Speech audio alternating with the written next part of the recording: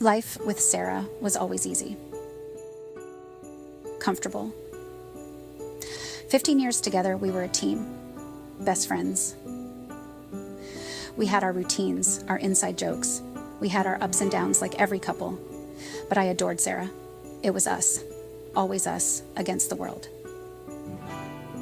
Then things changed. It began with little things, missed appointments, forgotten conversations.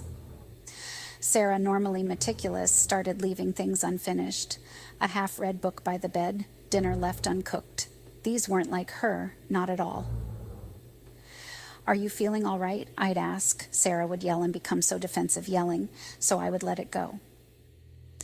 One day after work, I came in the house and said, "I'm home." Sarah was not in her right mind. She was throwing every dish and glass at me. I asked, "What's wrong?" "You," she said, "get out of my house." I walked back into the garage feeling lost. But her eyes, usually sparkling with life, held a distant, almost vacant look. Something was wrong. I could feel it in my gut. Days bled into weeks, the strange occurrences piling up like unwashed dishes in the sink. Sarah's forgetfulness worsened. She'd call me by our son's name, her words slurring slightly. Sarah jumped out of our car today while I was driving. I couldn't believe it. I pulled over and she had plenty of road rash, but okay, I offered to take her to the ER and she agreed. ER said other than her scratches, she was okay, but they were concerned. Over the jumping out of the car, Sarah said it was an accident. They brought in someone to talk to her. They were thinking suicide, which was not my Sarah. Sarah's behavior in the ER made everyone concerned.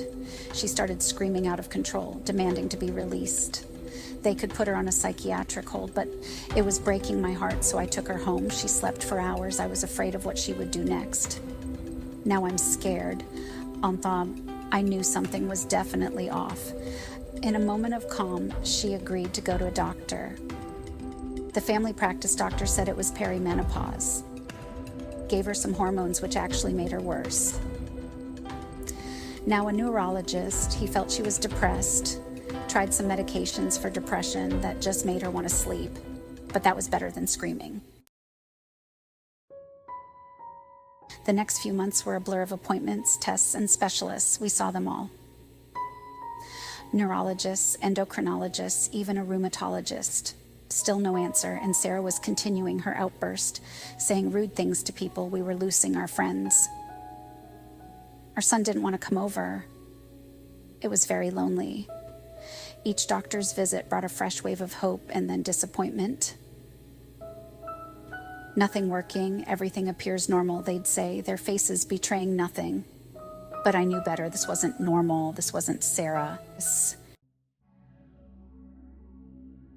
The strain on our relationship was undeniable. The easy banter we once shared was replaced by strained silences and hushed arguments. I felt like I was talking to a stranger, her once familiar features now obscured by a veil of confusion and fear. I blamed myself. I felt helpless. I couldn't fix her, let alone help her. "We'll figure it out, I'd promise," forcing a smile, though my heart. But the truth was, I didn't know. And the fear of the unknown. With all this modern technology and no answers, her neurologist ordered cognitive thinking testing. That didn't go so well.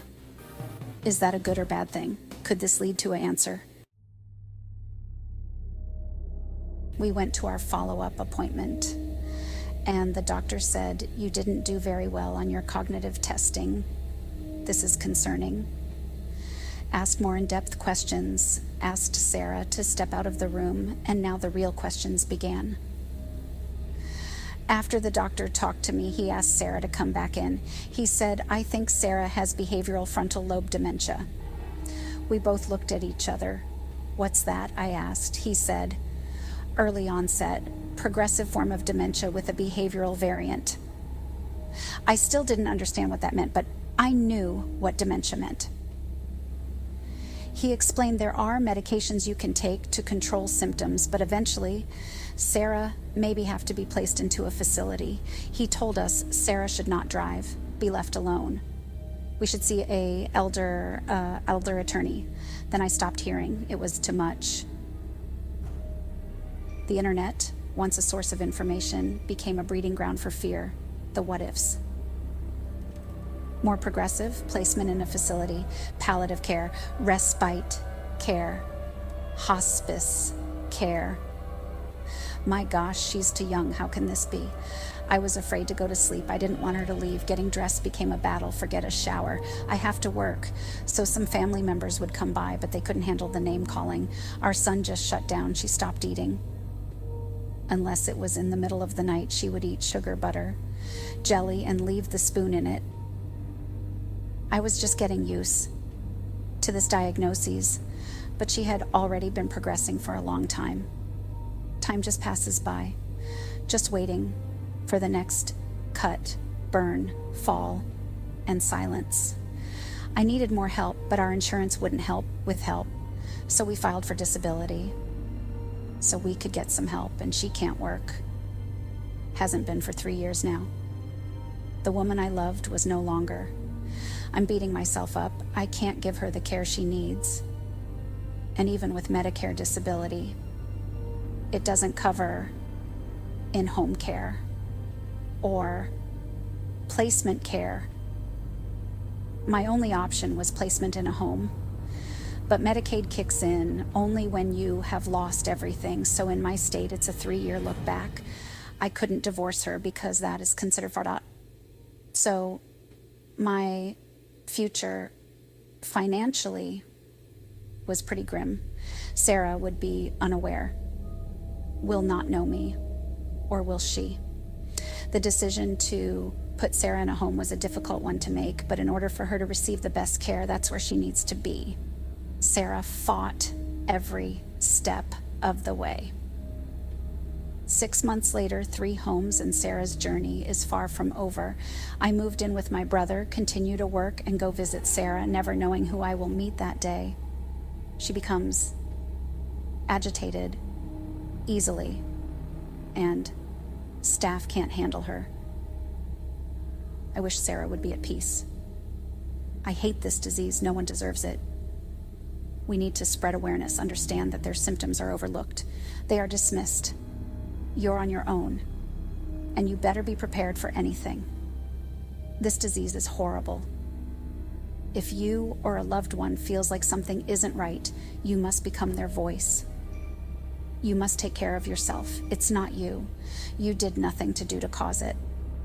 This disease is cruel to the core. Please find support. Share your stories to get the word out. Thomas.